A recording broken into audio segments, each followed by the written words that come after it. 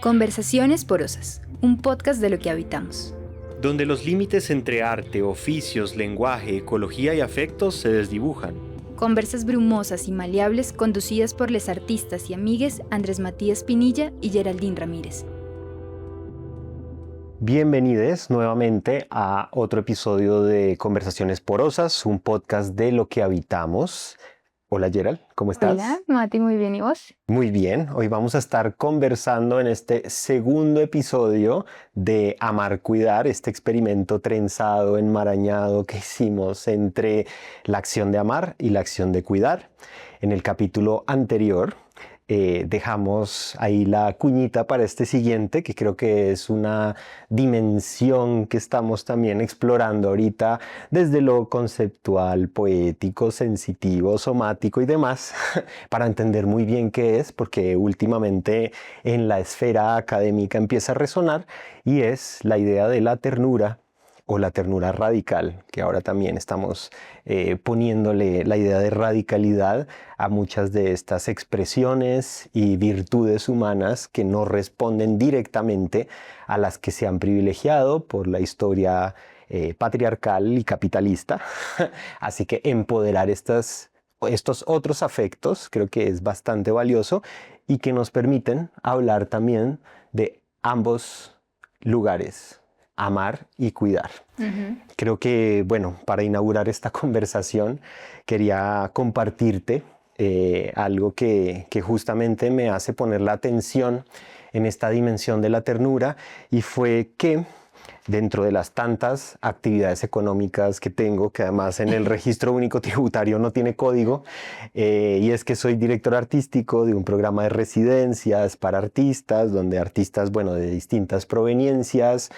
pueden ser de distintos países o regiones de nuestro país, con distintas formaciones en artes, no tienen que ser exclusivamente artes plásticas o visuales, puede ser gente que venga del mundo de la danza, del teatro, de la escritura.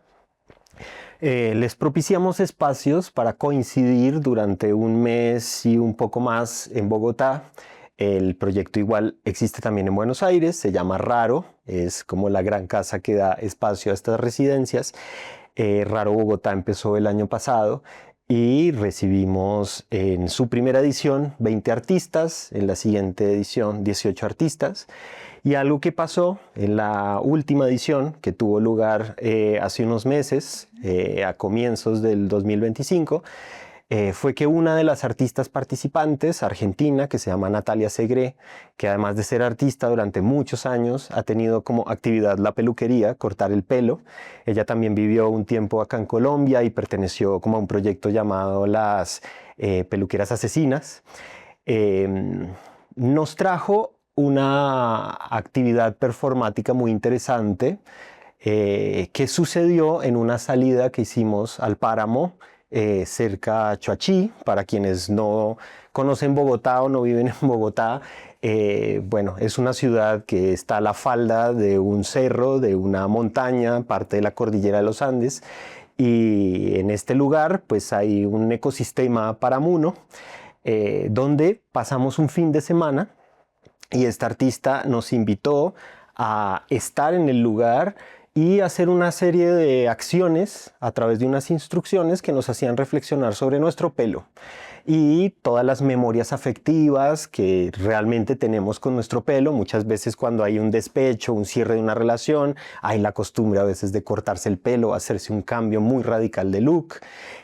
Para muchos de los hombres, la mayoría cisgénero, que desprecian un poco la psicoterapia o el autocuidado a partir de la terapia, el lugar de la peluquería muchas veces se vuelve su confesionario, su oportunidad de conversar cosas con alguien externo a su familia o a sus núcleos afectivos. Entonces fue muy interesante cómo a partir de ese lugar y esa serie de acciones que fuimos performando como grupo en el páramo, se fue abriendo una dimensión de la ternura por una invitación que daba una de esas instrucciones, cerrando el performance, a hacernos, entre las personas que estábamos ahí, algunos mimos, algunos cariños en el pelo. ¿no? Entonces de repente éramos que por ahí unas 10, 12 personas, no recuerdo bien, terminamos armando una trenza de cuerpos donde nos consentíamos les unes a les otres, la cabeza, el pelo, incorporamos el silencio de la palabra y dejamos que el único sonido que estuviera presente fuera el de la montaña misma. Casi que se sentía que se deformaba la percepción del tiempo y el espacio al estar allí y de alguna manera pensar qué sucedía cuando un grupo de extraños que no llevaban mucho más tiempo de conocerse que las pocas semanas que habíamos pasado en la residencia se permitían ese lugar, ¿no? Consentirse un poco, mimarse desde un lugar de ternura, ¿no? Que sería casi que una forma rebelde anticapitalista de existir, gente que invierte su tiempo laboral en este tipo de acciones. Y lo que pasaba, ser consciente también de qué estaba pasando, cómo de repente esos gestos podían modificar un poco la química de nuestros cuerpos. Que lo hace, ¿no? Porque solamente ese masaje que uno se pueda dar a otra persona, conociéndola mucho o no, pero desde que se ha consensuado, baja los niveles de cortisol un montón, o sea, químicamente ya está ocurriendo eso. Claro, Entonces, es que además era eso, como abrirlos de un lugar totalmente desexualizado y aromántico, que pudiera suceder de una manera, bueno, tranquila, por ahí ocurre también porque es un grupo de artistas que trabajamos con ese espectro de la sensibilidad. Y en un contexto de residencia donde eso como totalmente, que aflora, pero es interesante cómo un espacio para juntarse con personas nos trae una pregunta, bueno, ¿y cómo podemos incorporar la ternura, ¿no? O darle mucho más valor y fuerza a un afecto como la ternura, justamente porque es algo que nos permite incorporar formas de habitar el cuidado, el cuidar y el amar desde lugares inesperados, que no son los mismos de siempre. Por ahí esta no es la gran solución, pero ensayar formas otras de existir y vincularnos en el mundo es un primer pasito a, no sé, decir, hey, ¿y por qué no pensamos desde un afecto como la ternura? Yo añadiría ahí también, como escuchando la experiencia, que es muy simbólico y muy diciente que la experiencia misma haya sido en un ecosistema para Muno, porque a nivel de cómo funciona el mismo ecosistema, siento yo que es de esos lugares que funcionan desde un lugar muy tierno, si uno lo quiere ver, y que el ejercicio haya sido como alrededor del pelo, ¿no? Porque es un ecosistema muy peludo. Sí, uno ve, pensé mucho mientras me contabas en las hojas de los frailejones y cómo son tan peludas porque están buscando esa agua en el aire, en este mismo como espacio, y que muchos de los bichos vivos que atraviesan y que habitan este lugar suele tener un papel fundamental el pelo. Entonces me parece muy lindo, muy simbólico, muy poético, muy diciente que justo en ese lugar hicieran ese ejercicio, porque es como estaban haciendo ese micro ejercicio de cuidado, que me parece igual importantísimo, que así se aplique o se ponga en práctica desde estos lugares pequeños, pues eso es lo que igual va sumando y va siendo como la suma de acciones de cuidado y en este caso, de ternura, para que las cotidianidades vayan transformándose. Y al tiempo eso, como lo simbólico que puede ser el páramo para abrazar con sus pelitos esa misma actividad. Me parece hermoso lo que lo engloba. Sí, de acuerdo, es como haberse desplazado geográficamente para situar esa forma afectiva de vincularse, como en la cabeza misma del territorio que solemos habitar, pero es interesante cómo ese desplazamiento físico y mental, psíquico, hasta somático, de formas de sentir en otro ecosistema, puede movilizar un montón de cosas y abrir una dimensión como el de la ternura. Y hablar ahí de la radicalidad es justamente como, bueno, se vuelve tan presente y poderoso todo lo que sucede cuando nos permitimos, ¿sí? el cariño, una caricia, un afecto que tiene que ver con comprender la existencia de otra persona y cómo me puedo aproximar también a ella desde un otro lugar, nos reconocemos, le damos importancia a las cosas que nos afectan psíquica y emocionalmente y podemos transmutarlas con un gesto tan sencillo, pero tan sencillos. Yo sé que si alguno de los exresidentes escucha este podcast en algún momento, a su memoria vendrá lo que fue algo bastante emocionante para quienes estuvimos allí. Aquí, no sé si para ti la ternura sea algo que performes en tu cotidianidad o cómo puede ser desde tu experiencia pensar desde la ternura. Sí, yo siento que para mí la ternura es eso, que creo que era lo que hablábamos al final de la anterior parte, es como ese hilo o ese posible pegante de esta acción que juntamos, amar, cuidar. O sea, es una de las posibles acciones que aparte de todo se pueden dimensionar en lo medible de la cotidianidad.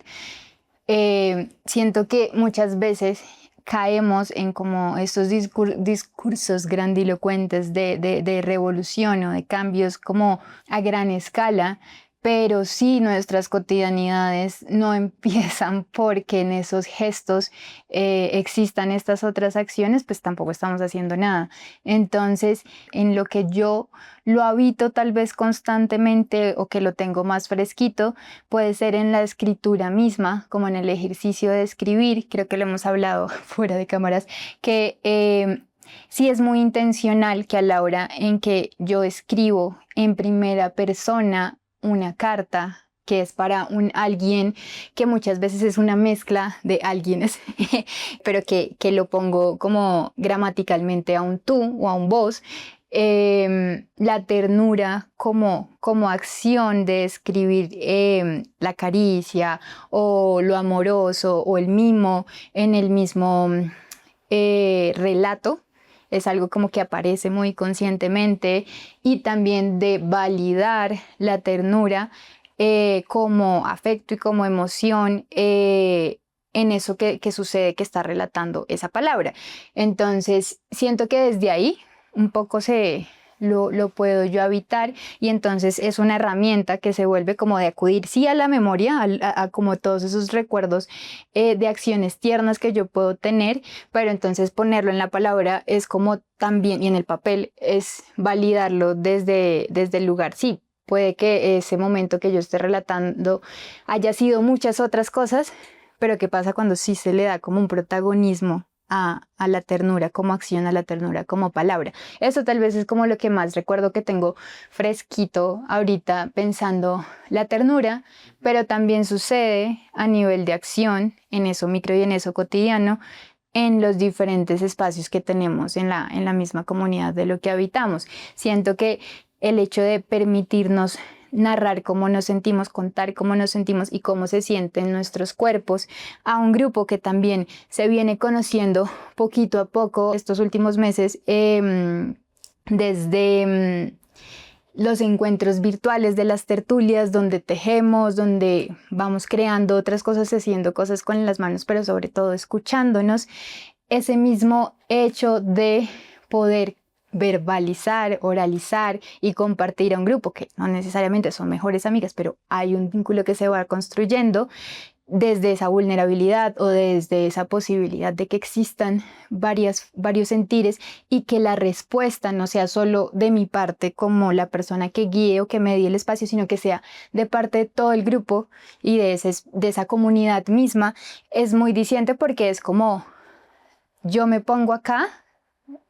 y el mimo, entre comillas, que recibo es esa escucha de las personas que me están atendiendo y que me dan un abrazo en esa distancia y me dan una palabra que suele ser amorosa, que suele ser amable, que suele ser no desde el juicio, sino desde la misma validación de un grupo de personas. Y eso parece lo mismo que el tema del pelo, algo mínimo, pero no lo es. Exacto, sí, de repente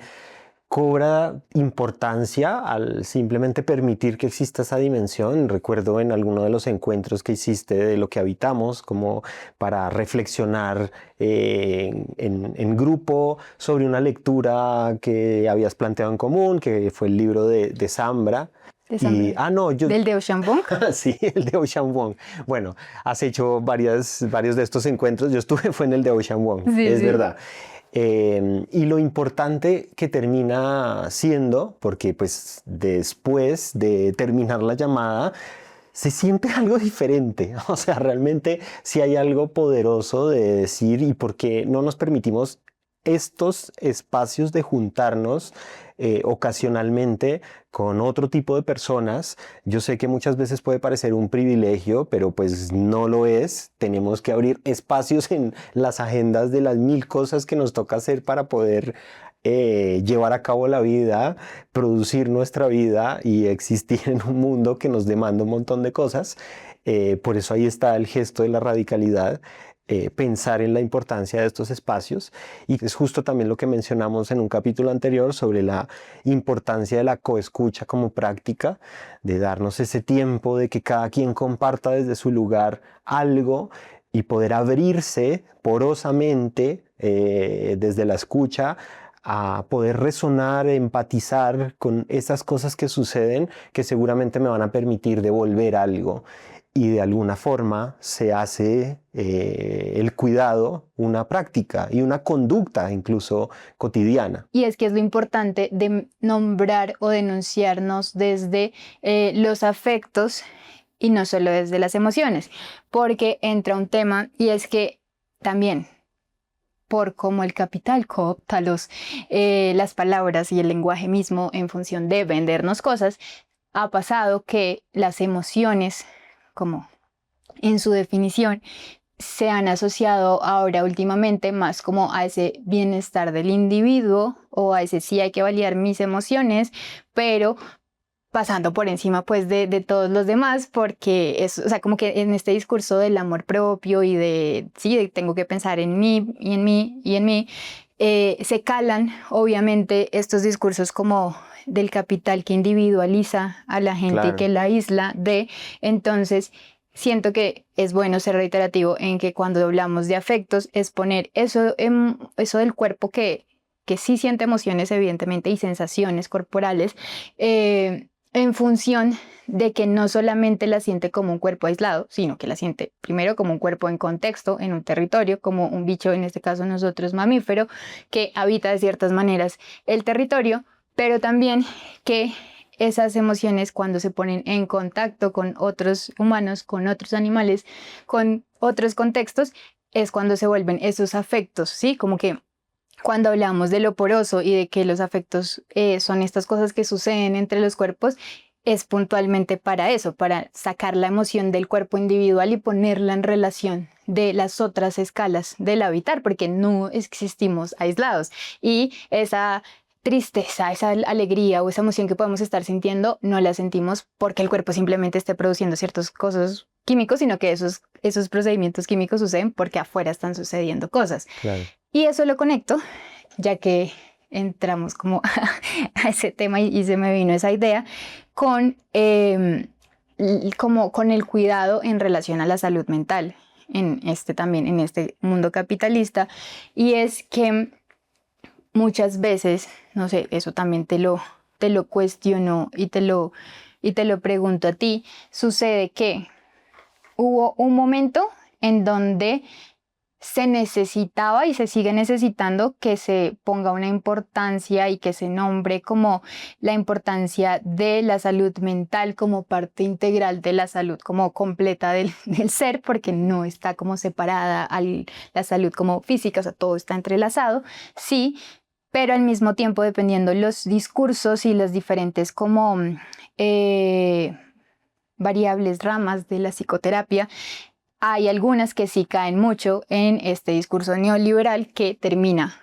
individualizando más al cuerpo y que termina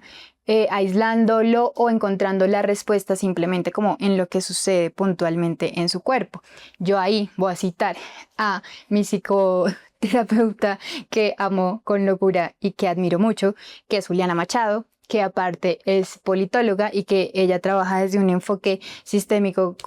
constructivista, pero sobre todo desde el lado sistémico y de su acción de politóloga, cuestiona mucho cómo el capital desde estas variables más positivas de la psicología y de la psicoterapia se termina como primero obligando a la gente a segmentar y a decir cómo estas emociones son buenas y estas emociones son malas y solamente vamos a buscar lo positivo pero también a volvernos dependientes, perdón, del psicoterapeuta como una figura que nos cuida Claro. o que nos ayuda a tener ciertas herramientas, pero de la que, exacto, al final nos volvemos dependientes y luego, ¿qué pasa como nosotros como humanos y como sociedad? Entonces le doy la vuelta porque si bien sigue siendo necesaria la salud mental como temática y como transformada en algo que no sea solamente un privilegio para algunas personas, algunas pocas personas, sí me parece importante que el cuidado ahí atravesado se devuelva la pregunta a esto se está volviendo solamente una mercantilización del cuidado en función de que yo le pago a un terapeuta para que me dé unas herramientas, pero entonces también lo deshumanizo o él solamente funciona para eso. O qué otras formas en otros vínculos me están cuidando desde un lugar comunitario para que es lo que dice un poco Juliana, en algún momento del hipotético e ideal futuro, la psicoterapia ya no tenga que existir porque en comunidad nos cuidamos lo suficiente como para que esas herramientas las tengamos integradas y ya eso no sea necesario. Sí, justamente vale la pena pensar el cuidado no solo como un concepto abstracto y el cuidar como una práctica, una acción, sino incluso como una posible ecología planetaria que de alguna manera nos permita entender la reciprocidad y la mutualidad, cosas que también hemos mencionado constantemente en distintos episodios, porque es la única forma de no recaer en que el cuidado como un commodity, como un servicio por el que pago, que puede tener algo de estos dejos paternalistas y asistencialistas, de que todo lo delego o todo viene como de esa verticalidad donde acudo a alguien para que me cuide o hay alguien único que tiene que ejercer esa labor de cuidado, como ha pasado históricamente, de que el cuidado ha sido delegado a las mujeres de las comunidades e impuesto incluso como si fuera su deber ser en la existencia, haciendo de que un montón de otras personas dentro de una sociedad no nos hagamos responsables del cuidado de una forma más horizontal y lateral de cuidarnos en comunidad. Pensándolo como una ecología es también la forma de abrir esa futurotopía o paradigma posible hacia dónde movernos. Para ese tipo de cosas, ¿qué podemos necesitar? Porque esa es la pregunta gigante. Bueno, y todo suena bellísimo y proyectarlo y plantearlo es una hermosura, pero y bueno, ¿y esto cómo carajos lo vamos a hacer? Posiblemente, pienso, entendiendo que los tiempos del cosmos son distintos a los tiempos del afán productivo capitalista, donde queremos que todo suceda ya. Y por ahí a veces las personas que, no sé, dedicamos nuestra vida o a la educación, o a la escritura, a ilustrar libros, a hacer obras de arte, a componer canciones y demás, de alguna manera incorporamos nuevas historias también que puedan movilizar algunas posibilidades de dimensionarnos en la existencia en clave del cuidado en reciprocidad. No estoy diciendo que entonces todo lo que sea una creación artística deba exclusivamente hablar de eso, performar eso, pero muchas veces un poema o un cuento o una película tienen todo el potencial de abrir una pregunta, conmover desde esa pregunta y, bueno, darnos aunque sea la posibilidad de imaginar que hay otras maneras de hacer las cosas. Y volviendo como a lo que decíamos en el anterior capítulo, la anterior parte, de permitir en esa búsqueda reconocer que hay cosas o que necesitan más tiempo para esa transformación, sí, pero también que esas contradicciones e incoherencias muchas veces van a seguir existiendo, sobre todo viniendo de los humanos que actuamos de diferentes maneras y que evidentemente sumamos como a lo largo de nuestras vidas traumas y heridas y vamos creciendo, cómo podemos intentando como hacer algo con ellas, bien sea taparlas, bien sea negarlas o bien sea trabajarlas y ver qué sucede. Entonces siento que es como también ese balance ahí de esas otras búsquedas y aceptar esos otros tiempos, pero también de permitir que estas otras cosas que ya estén no nos frustren porque están y van a seguir existiendo y hacen parte de eso. Y en ese orden de ideas pienso mucho en The Last of Us como serie, porque es lo mismo. Voy a intentar no spoilear, pero contar un poquito. Andrés no se la ha visto, entonces vamos a ser cuidadosos. Yo no le temo al spoiler, pero bueno. De pronto, sí, Sí, estamos pero hay acá mucha gente mostrándole que a sí. más gente, entonces no. Pero que si bien es una adaptación de un videojuego, y yo no he jugado el videojuego, lo siento, desde ese lugar no puedo analizar, sí hay algo que me parece muy potente en la misma narración de la historia y que pues va un poco también del mismo nombre del videojuego y de la serie, que es como, sí, como The Last of Us en el sentido literal de que es un contexto apocalíptico donde los cordyceps, que son un tipo de hongos, empiezan también a infectar y a controlar las mentes de los humanos como de manera medio zombie, pero también The Last of Us es como lo último que queda de nosotros como humanos y como qué pasa como con la humanidad en estos contextos Claro. de violencia, que si bien en este caso es una ficción, entre comillas, y una distopía y se vuelve un espejo muy grande y muy diciente de primero como humanos en nuestros contextos que igual han estado llenos de violencia, esos cuerpos traumatizados y esos cuerpos que llevan esas cargas han hecho lo posible por, de alguna manera, que a mí me parece valiosísima y resistente, seguir amando y seguir cuidando de ciertas formas, porque igual nuestras familias suelen cargar con esas cosas y a pesar de esa violencia que pueden haber sido víctimas en algún momento, siguen de alguna manera tratando de transmitir a su manera el cuidado. Entonces en la serie sí pasa mucho y aparte es muy peculiar porque pasa con una relación que se vuelve un símil entre un padre y una hija, pero no hay un vínculo sanguíneo como tal entre estos dos personajes protagonistas. Entonces es primero cómo se establece un vínculo tan de parentesco raro en este contexto y cómo igual se permite como la incoherencia o el egoísmo mismo o ciertas acciones que parecen descabelladas en función de lo social o de lo comunitario en consecuencia de buscar cuidar a ese individuo que yo considero hija o padre o como que he tejido ese vínculo. Estoy acá intentando hablar para no hacer spoilers, pero dando ese contexto Está muy bien. de la construcción de vínculo en esta serie. Y me parece muy especial esa forma de narrar la historia desde ese lugar tan humano, donde igual se va tejiendo un amor, se va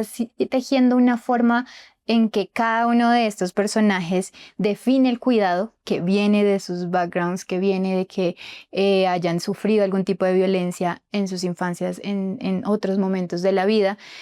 pero de alguna manera básicamente hacen lo que pueden, ¿sí? Y que es como un gran espejo de lo que Claro. hacemos generacionalmente como humanos. Sí, yo creo que constantemente los humanos estamos en el ejercicio del juicio, ¿no? Nos estamos juzgando constantemente cómo hacemos las cosas, espejándonos y viendo en los actos de los demás cómo soy también, o sea, esa introspección, esa experiencia de estar vivo y definir un poco mi identidad, cómo puedo ejercer mi libertad y todas mis formas de sentir en el mundo está también construida en esa exospección, por llamarlo de alguna manera, leyéndome y entendiéndome en la cohabitación de un mundo con otros seres. Y el ida y vuelta que hay en esa interacción nos permite de alguna forma ir construyendo colectivamente esas nociones en las que terminaremos navegando y existiendo. y probando, porque nunca es dar la verdad absoluta sobre nada, sobre el amor y sobre el cuidado. Se viven escribiendo libros todo el tiempo. De hecho, hay hasta un libro que se llama El arte de amar, de Erich Fromm, que ha sido un referente para muchos psicoterapeutas, para de alguna forma darle algún tipo de material que le permita a la gente decir, bueno, ¿cómo me educo en amor? Y creo que si algo podemos saber por la experiencia de pronto, no sé si corta o larga de lo que hemos vivido hasta el sol de hoy, 37 años en mi caso, he cometido una enorme cantidad de errores, amando, pero también me he esforzado por cultivar otras maneras o devolverme sobre la pregunta de cómo puedo mejorar, y creo que es lo que estamos haciendo todos los humanos constantemente. Ojalá lo hiciéramos, ¿no? Como hacernos un poco responsables sobre nuestras acciones en el mundo y cómo repercuten en todo lo demás. Pienso también en algo que se me vino a la cabeza hace poco que estábamos hablando sobre la idea de la crianza mutua, que hay un texto bellísimo de Elvira Espejo Ayca, es una artista, escritora boliviana, que justamente incorpora algunas palabras también que vienen de la cosmovisión aymara, sobre cómo tejer o cómo hacer con una materialidad, con la tierra, una vasija o una producción artística materializar una obra de arte en este mundo, ¿sí? Parirla para este mundo, incorpora una idea de reciprocidad en una crianza mutua que hay entre la tierra y las manos, el cuerpo que modela y el material que es modelado, porque eso también nos pone una atención a que todo lo que existe está vivo, ¿sí? No todo lo que hay en el mundo está a disposición de los humanos para ser transformado en función exclusiva de una especie, que es por ahí lo que ha regido nuestra ontología en Occidente, la rige de alguna forma y nuestros comportamientos van en función de ella. Y bueno, los parentescos raros, que ha sido como un tema recurrente en nuestras conversaciones, me hacen pensar también en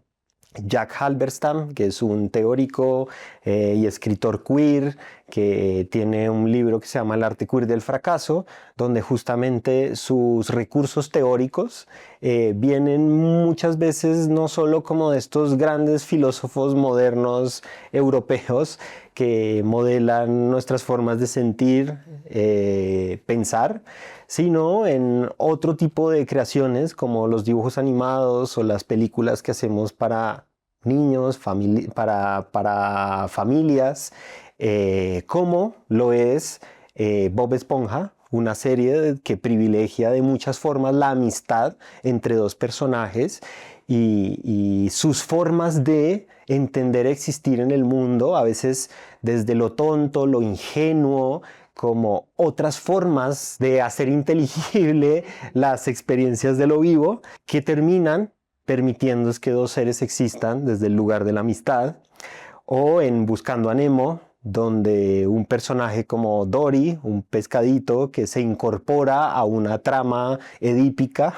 donde un padre está buscando a su hijo perdido, este personaje se incorpora a esa familia, no supliendo un vínculo ausente de una madre que no está, sino elaborando otro tipo de afectividad y de vínculo en esa trama, existiendo de otra forma y trayendo también formas inesperadas de ser comunitariamente, de aprender conjuntamente lo que es cuidar y amar, ¿no? Eso se lo permite a ella, en el caso de la película, su pérdida de memoria constante, que la hace existir en un espacio-tiempo queer, donde el tiempo no solo marcha hacia adelante, sino parece como unos círculos de lobotomías autoinducidas constantes, que le permiten a ella aprender cosas como hablar cetáceo o conocer los caminos de las tortugas o otro tipo de cosas que no llegarían si utilizara las mismas herramientas para aprender el mundo. y de esa forma también encontrar maneras inesperadas de cuidarse y amarse en comunidad, ¿no? Total. Estoy así como procesando todas las ideas que acabo de escuchar, pero sí que al final concluyen en esa posibilidad de construir desde otros lugares que tal vez son inesperados, tal vez son raros, pero que posibilitan sobre todo eso, como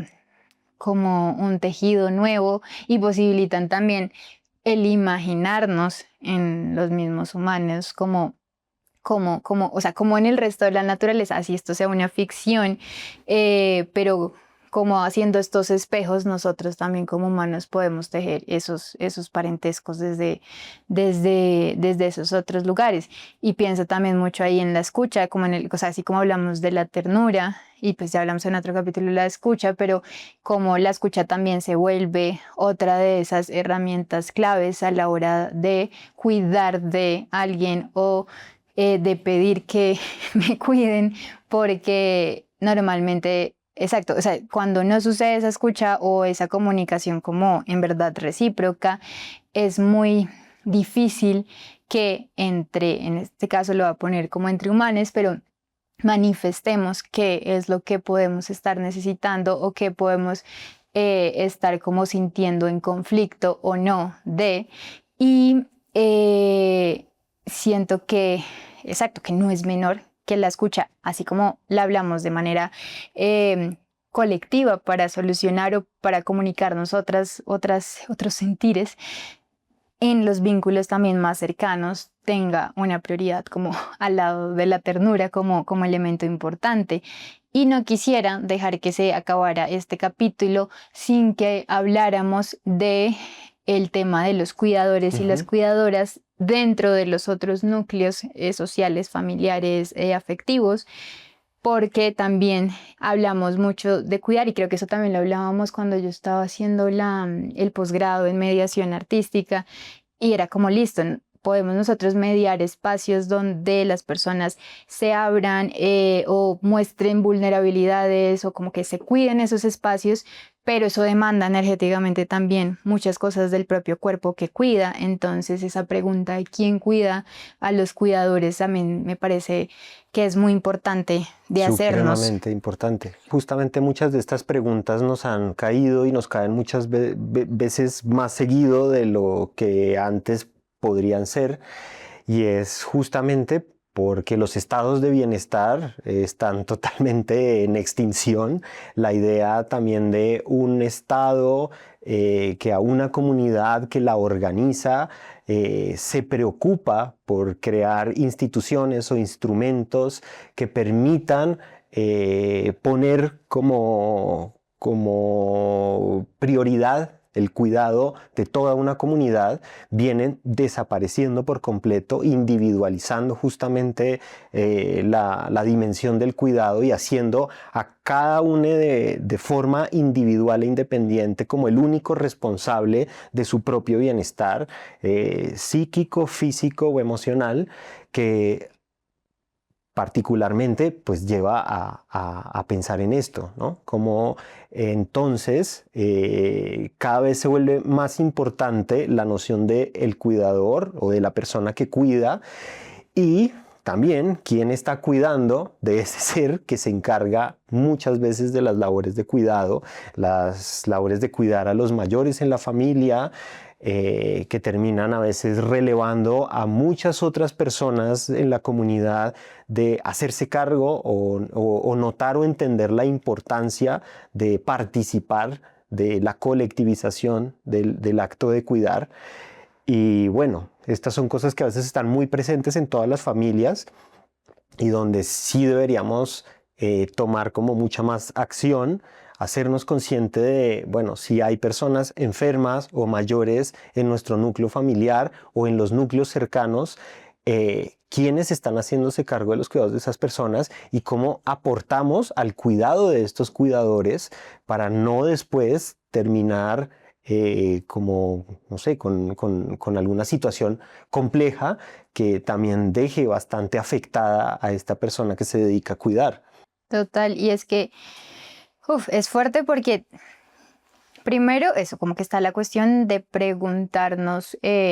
cómo se cuidan a esas personas, cómo se cuidan a los cuidadores, pero también de que sí estamos o hemos venido hablando de esta colectivización de los afectos o de que si en un futuro ideal la psicoterapia no existe porque tenemos las suficientes herramientas, debería, pues a mi modo de ver, no sé, o sea, no es ni una verdad absoluta ni una única solución, pero que no exista un único cuidador, sí, sí, como Claro. que la figura del único cuidador, que aparte suele ser, como hablamos a veces de los roles mismos asociados al género y al cuidado, feminizados o asignados a las mujeres de esos diferentes núcleos, porque se naturaliza que Sí, están más hechas para cuidar y pues los hombres muchas veces se desentienden de ciertas funciones.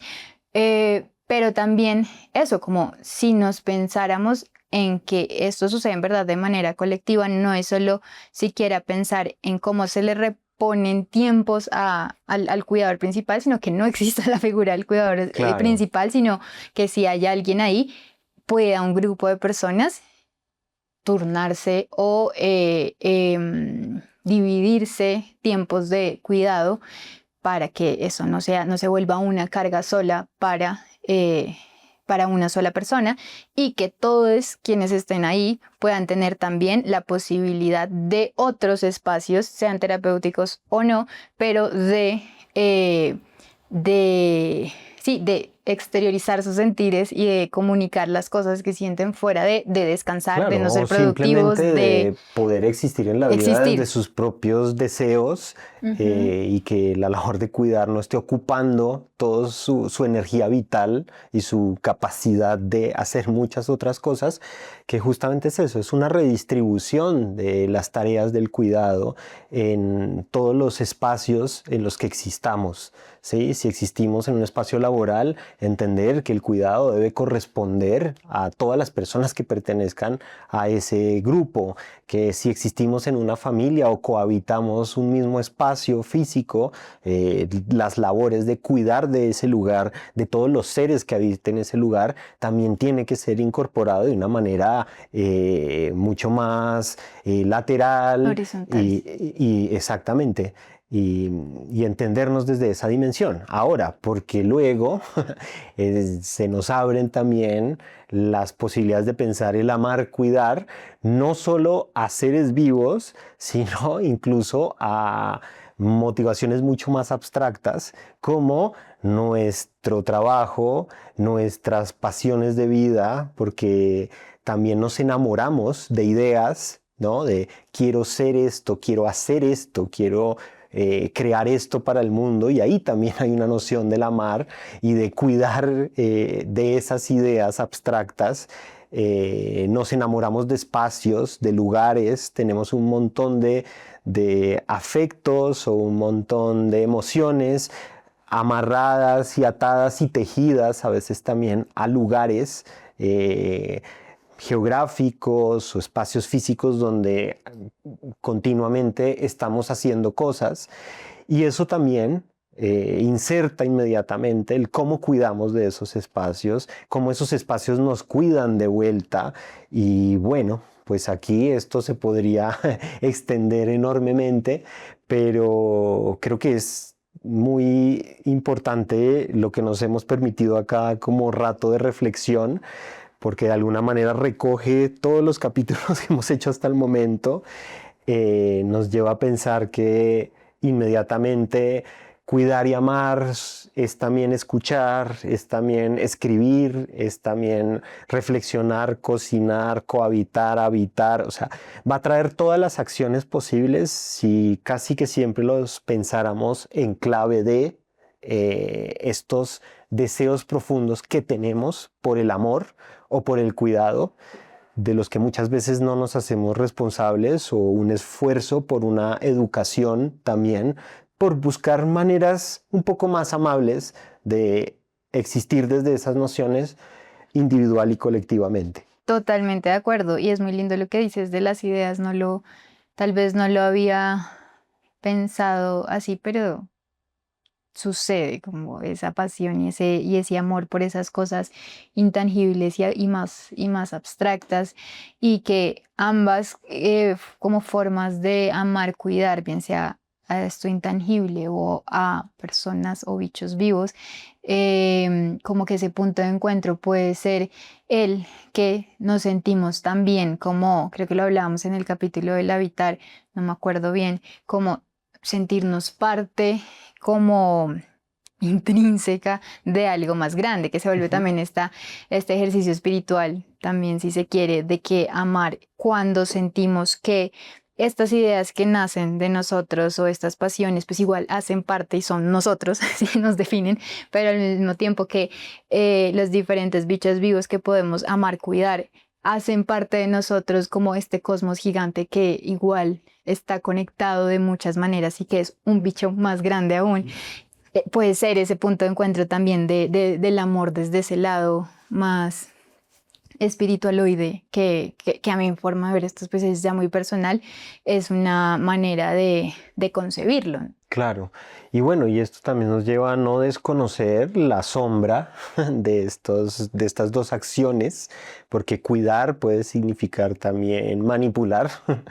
y amar muchas veces puede significar poseer, controlar. Hay muchos afectos negativos que también pueden estar bastante vinculados en lo profundo de las significaciones que le hemos dado a esas dos acciones, por ahí sobre todo a la de amar, ¿no? Que la hemos puesto y la hemos sobredimensionado,